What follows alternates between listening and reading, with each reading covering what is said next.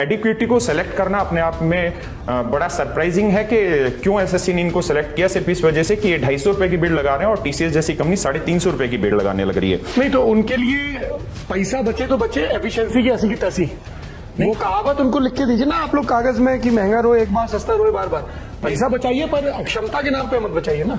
नहीं, बिल्कुल ठीक चीज है। और लेकिन हम ये कह रहे हैं कि आप पैसा और तरीके से लीजिए। आप 100 रुपए फीस लेते हैं एक बच्चे से, आप उसको 1000 रुपए ले लीजिए, दिक्कत ही नहीं है ना। क्योंकि अगर आप एक बच्चे को राजस्थान से अंडमान भेजेंगे तो उसका वैसे ही 20,000 रुपए का खर्चा होता है। अगर आप जम्मू के किसी ब्लाइंड बच्चे को दिल्ली सेंटर डालेंगे और आप लोग समझ नहीं रहे हैं, भारत ना बहुत ही कल्पनाशील देश है और सरकार सबसे ज्यादा कल्पनाशील है। तो वो चाहते हैं कि लोग पर्यटन का महत्व समझें और पापा के जो परे हैं वैसे पापा लोग पैसे नहीं दे रहे, तो इसी बहाने वो वहां जाएं और सेलुलर जेल को देखें, देश के स्वतंत्रता संग्राम को। तो ये नई स्कीम है जिसको सरकार बता नहीं रही, जिसके जरिए वो चाह रही कि आप देश के भूगोल से और इतिहास से वाकिफ हों।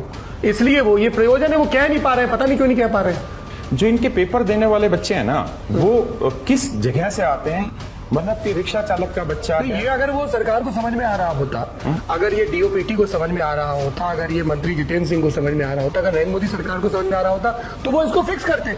क्लियरली समझ में नहीं आ रहा है, अभी तो ये सब चीजें हो रही हैं। समझ शायद सबको आ रहा है, लेकिन शायद ये खेल, मैं डायरेक्ट कह नहीं पा रहा हूं, लेकिन ये खेल सिर्फ 100, 200, 300 रुपए का या 1000-2000 करोड़ का है ही नहीं। ये खेल इतना बड़ा है कि जो हम सोच सकते हैं उससे भी बड़ा है। क्योंकि मुझे ये समझ में नहीं आता है कि जब वही सरकार, वही विभाग यूपीएससी का इम्तिहान करवाता है, एनडीए के लिए लाखों बच्चे बैठते होंगे। बिल्कुल बिल्कुल बैठते हैं सर, है? हमने तो आज तक नहीं सुना कि साहब एनडीए का पेपर लीक हो गया, ये हो गया, वो हो गया। एनडीए का पेपर लीक नहीं होता, सीडीएस का पेपर नहीं होता। 2.5 लाख बच्चे बैठते हैं, 2.5 लाख बच्चे बैठते नहीं होता है ना, बिल्कुल नहीं। तो जब सरकार का एक विभाग और एक संस्थान फुल प्रूफ तरीके से देश के हजारों सेंटर्स पे इम्तिहान करवा रहा है और ठीक करवा रहा है, ठीक है, तो दूसरा विभाग नहीं कर रहा है, इसका मतलब वो ठीक करना नहीं चाहते। सर, उसका कारण है ठीक होने का।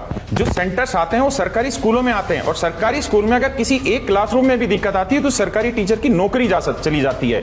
लोगों को अपनी नौकरी का डर होता है। यहाँ प्राइवेट लैब्स हैं और प्राइवेट लैब्स खेतों में बनी हुई है, नीचे आगे तबेला बना हुआ है, ऊपर डीजे चल रहा है, शादियों की तैयारी होने लग रही है, और बीच में कंप्यूटर लैब्स है।